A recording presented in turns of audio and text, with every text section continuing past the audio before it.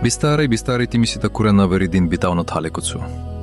बिस्तारै बिस्तारै तिमीलाई सम्झिन पनि छोडिसके।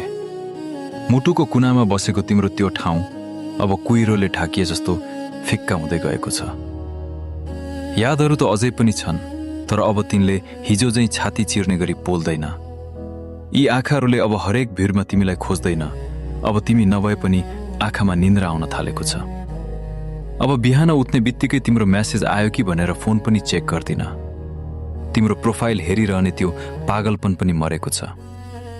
जब तिम्रो मनबाट म पूर्ण रूपमा हराइसकेको थिएँ, त्यसपछि मैले पनि तिमी पछिको संसार चुपचाप बन्द गरिदिएँ। म पूर्ण खुसी छु भन्न सक्दिन, तर दुःखको भारीले पनि अब थिचिरहेको पनि छैन। तिमीले जब मेरो अस्तित्वलाई नै बेवास्ता गर्यौ, त्यो दिन मैले पनि तिमीलाई मेरो संसारबाट चुपचाप बिदा गरिदिएँ। म खुसी छु भनेर झुट बोल्न सक्दिन, तर दुःखले पनि अब चिच्याएर रुवाउँदैन। यो एउटा अजीब अवस्था हो, जहाँ म टुटेको पनि छैन, तर सबै पर्फेक्ट पनि छैन। तिमीलाई बिर्सन सकिन्छ कि सकिँदैन, सायद त्यो समयले बताउँछ। तर अहिलेको सत्य यति हो, तिमी नभए पनि म बाँचिरहेको छु, र आजकल तिमीलाई सम्झिन पनि मन लाग्दैन।